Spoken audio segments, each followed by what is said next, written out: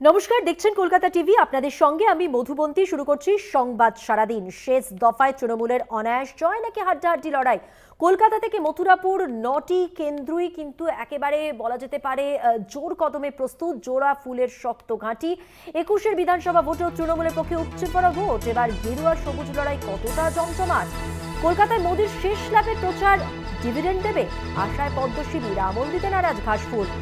দুই গলিয়াথের লড়াইয়ে লিলিপুট বাম কংগ্রেস? প্রশ্ন।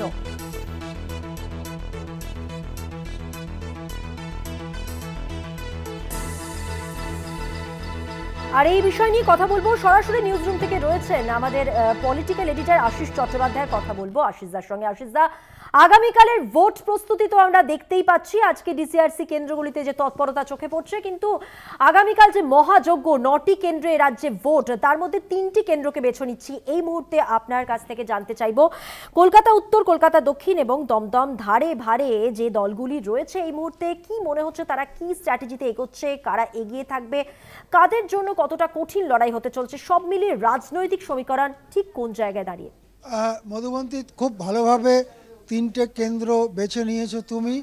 এই কেন্দ্রগুলো পরপর সংলগ্ন এবং এদের মধ্যে একটা শহুরে চরিত্র রয়েছে, যে চরিত্রটা আমাদের চোখে পড়ে।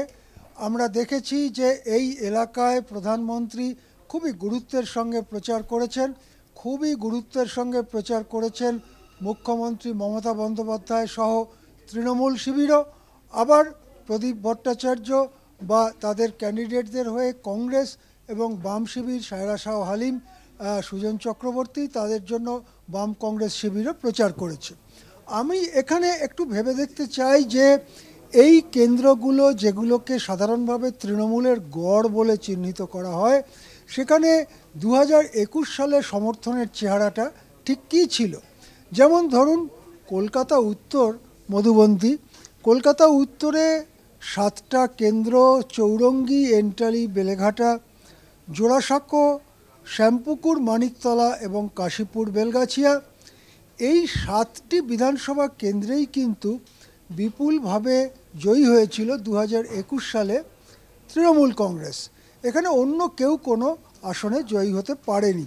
গোটা লোকসভা কেন্দ্র ধরলে 2021 সালে তৃণমূল কংগ্রেস এগিয়েছিল 2,61,632 ভোটে।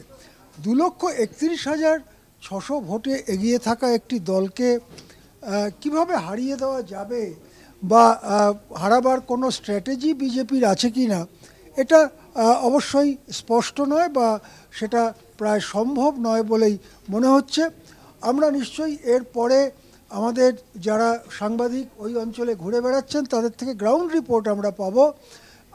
সাধারণভাবে আমিও ঘুরেছি, আমার মনে হচ্ছে যে রাজনৈতিক চরিত্র কলকাতা উত্তরের রয়েছে সেই রাজনৈতিক চরিত্রই থাকবে। এবারে কলকাতা দক্ষিণের কথায় আসা যেতে পারে।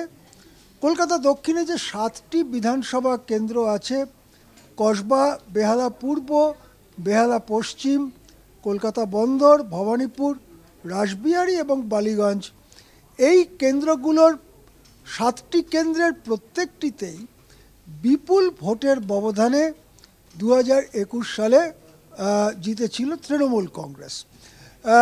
সেই জন্যে সেই সংখ্যাগুলো যোগ দিলে দক্ষিণ কলকাতায় 3,46,000 প্রায় 3,46,000 এগিয়ে আছে তৃণমূল কংগ্রেস। সুতরাং এই ব্যবধান ছাপিয়ে জেতবার সম্ভাবনা অন্য কোনো শক্তির প্রায় একেবারেই অসম্ভব। সুতরাং কলকাতা উত্তরেও কি হতে চলেছে সেটা সম্পর্কে একটা আগাম আন্দাজ অবশ্যই করা যায়। আরেকটি কেন্দ্রর কথা মধুবন্তী তুমি উল্লেখ করলে, সেটা হচ্ছে দমদম কেন্দ্র। দমদম কেন্দ্র একসময় নানান রাজনৈতিক আন্দোলনের কেন্দ্র ছিল, নানান রকম বাম অতিবাম আন্দোলনও আমরা সেখানে দেখেছি। দমদম কেন্দ্রে 2021 সালের ফলাফলটা তোমাকে একটু বলে রাখি। খড়দা, দমদম উত্তর, পানিহাটি, কামারহাটি, বরানগর, দমদম এবং রাজারহাট, গোপালপুর, এই 7টি কেন্দ্র, 7টি কেন্দ্রেই কিন্তু তৃণমূল কংগ্রেস 2021 সালে জিতেছিল। এবং 2021 সালে এই 7টি কেন্দ্র মিলিয়ে 2,04,000 ভোটের ব্যবধানে তৃণমূল কংগ্রেস এগিয়ে ছিল। স্বভাবতই এখানে পুরনো ক্যান্ডিডেটই আবার দাঁড়িয়েছেন।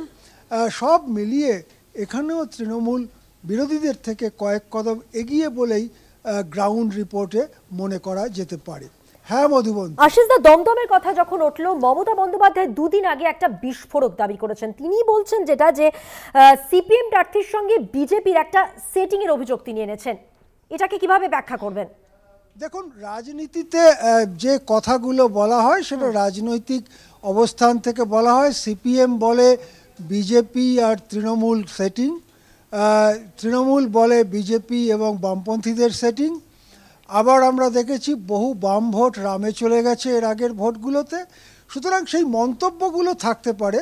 আমরা মাটিতে দাঁড়িয়ে আলোচনা করে কথাবার্তা বলে